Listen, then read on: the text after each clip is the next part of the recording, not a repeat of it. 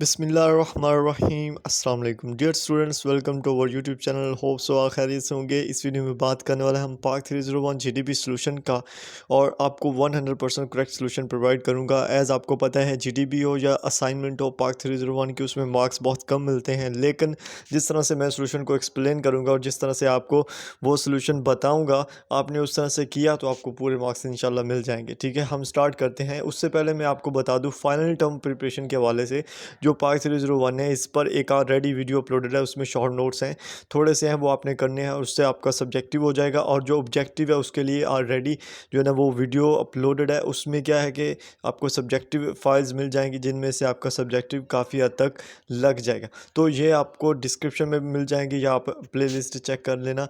पाक 301 की है, और एक प्लेलिस्ट है फाइनल टर्म प्रिपरेशन 2023 एंड 24, वो कर लेना था। ठीक है, हम स्टार्ट करते हैं वीडियो को, इस वीडियो को। और इसमें यार जीडीपी आपकी सुबह ओपन होनी है, यानी जुलाई 10 को ओपन होनी है, और ये 2 दिन ओपन रहेगी 13 तक। ठीक है, उसके बाद इसका क्वेश्चन जो है वो हम आगे चल के सोल्यूशन में देखेंगे। पहले हम इसकी इंस्ट्रक्शंस देख लेते हैं। ठीक है, इंस्ट्रक्शंस में उन्होंने पहले एक चीज़ बताई है कि जो वेटेज है जीडीपी का वो कितना है, 3% है। तो ये बहुत ही ज़्यादा वेटेज बनता है, मतलब कि 3% है। 100 में से आप ऐसा कह सकते हो 3 मार्क्स से एक जीडीपी के हैं आपके पूरे सब्जेक्ट के। तो इस जीडीपी को आपने मिस नहीं करना, कभी भी मिस नहीं करना। इसको अच्छे से आपने जो है ना वो थोड़ा सा टाइम दे के इसको आपने सॉल्व करना है, इंशाल्लाह आपको अच्छे मार्क्स मिल जाएंगे। ठीक है, उसके बाद जो सेकंड चीज़ है वो इसमें है कि इसमें जनाब इसके जो आपने वर्ड्स लिखने हैं वो जस्ट 100 से 120 वर्ड्स तक लिखना है, इससे ज़्यादा नहीं लिखना। ठीक है, अगर आप इररेलेवेंट लिखोगे तो आपको नंबर नहीं मिलेंगे। ठीक है, आपने 100 से 120 वर्ड्स तक ही लिखना है। ठीक है, और आपने इसको कैसे सबमिट करवाना है वो आपको पता है, मैं हर वीडियो में ही बताता हूँ, हर जीडीपी वीडियो में बताता हूँ। इस्लामियत के जीडीपी पर ऑलरेडी वीडियो, अगर आपने वो नहीं देखी तो वो देख लीजिएगा, उसमें भी मैंने बताया हुआ। ठीक है, चलें फर्स्ट ऑफ ऑल हम अपने क्वेश्चन को स्टार्ट करते हैं। फर्स्ट ऑफ ऑल जो क्वेश्चन है हमारा, क्वेश्चन क्या है, सिंपल है कि to what extent the use of suo motu power by the chief justice of Pakistan prove effective in promoting justice and the rule of law in Pakistan. अब इसको मैंने उर्दू में लिखा है सिर्फ आपको समझाने के लिए। उर्दू में है कि चीफ जस्टिस ऑफ पाकिस्तान की जानिब से जो समोटो पावर का इस्तेमाल पाकिस्तान में इंसाफ और कानून की हुक्मरानी के फ़रोग में किस हद तक कारगर साबित होता है। अब चीफ जस्टिस का तो आपको पता है। अब समोटो पावर क्या है, पहले उसको देखते हैं। समोटो पावर की इस्तेमाल करे अगर चीफ जस्टिस, तो उसका पाकिस्तान में इंसाफ के फरागी में जो है ना वो किस हद तक कारगर साबित होगा, इसको हमने लेके चलना है। तो चीफ जस्टिस का आपको पता है, मैं आपको थोड़ा सा इंट्रोडक्शन देता हूँ कि समोटो पावर है क्या। ठीक है, ये आपने लिखना नहीं है, जस्ट इसको मैं आपको बयान करना चाह रहा हूँ, कि बताना चाह रहा हूँ कि समोटो पावर असल में है क्या।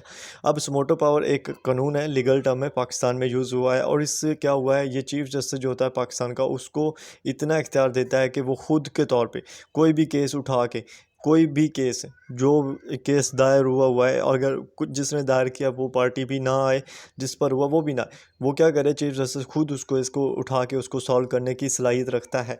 तो ये समोटो पावर थी जो कि चीफ जस्टिस को दी गई थी पाकिस्तान में, और इसको आर्टिकल जो है 184 के मुताबिक दिया गया। ठीक है, ये समोटो पावर। अब इस समोटो पावर को यूज़ करते हुए जो चीफ जस्टिस है वो किस हद तक जो है ना पाकिस्तान को इंसाफ की फराहमी दे सकता है और कारगर साबित हो सकता है। ठीक है, इसको लेके चलेंगे।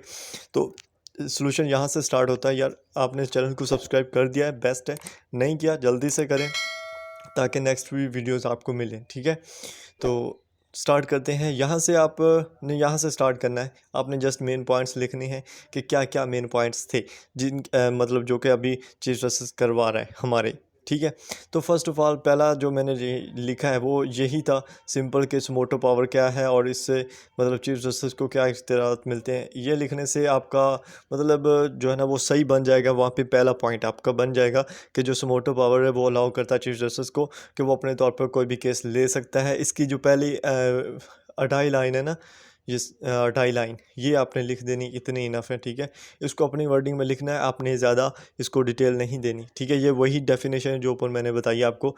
नेक्स्ट हम बात करते हैं कि इस समोटो पावर को जो अगर यूज़ करता है तो इसमें क्या क्या चीज़ें आती हैं। पहले जब इसका यूज़ होना स्टार्ट हुआ तो इसकी तारीफ़ भी की गई और इसको क्रिटिसाइज़ भी किया गया। अब इसको जो तारीफ़ की गई उसमें यह था कि ये जो लॉ है, ये जो लीगल टर्म है सुमोटो पावर, ये पाकिस्तान के जो इंसाफ है उसमें क्या क्या इंसाफ फराहमी करने में हेल्प करेगी, ठीक है, मौसर साबित होगी। लेकिन दूसरी तरफ इसका बैड इफ़ेक्ट ये था कि लोग ये कह रहे थे कि जो अदालती आज़ादी है उसमें इसका मिसयूज़ किया जा सकता है, क्योंकि चीफ़ जस्टिस के पास इख्तियार है, वो किसी का भी केस उठा के उसको सॉल्व कर सकता है अपने तौर पर, तो वो क्या कर सकता है, मिसयूज़ भी कर सकता है, ठीक है। तो ये एक पॉइंट है, ठीक है। उसके बाद सेकंड बात देखें हम, तो इस डिबेट की वजह से जो अब चीफ जस्टिस को जो फेसेस कर रहे हैं वो भी सुने।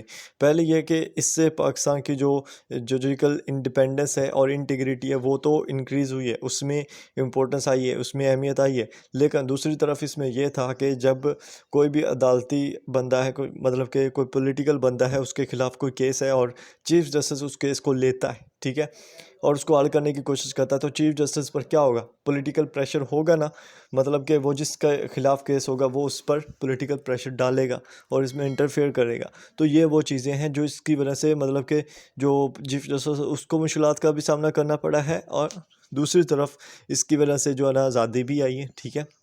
मतलब किसी हद तक ठीक है, किसी हद तक नहीं। अब इसी चीज़ को लेते हुए जब इसमें आज़ादी भी है और इसमें जो है ना वो इंटरफेयर भी कर रहे हैं पॉलिटिकल पार्टीज़, तो इसको क्या किया, नेशनल असम्बली ने, पाकिस्तान ने एक बिल पेश करवाया, और बिल पास करवाया तो उसमें क्या था कि चीफ जस्टिस के जो इख्तियारात थे इस केस को लेके, इस मोटो पावर को लेके, उनको कम कर दिया गया, और उनको कम करने की वजह से अगेन जो पॉलिटिकल इंस्टेबिलिटी थी वो इंक्रीज़ हुई, ठीक है।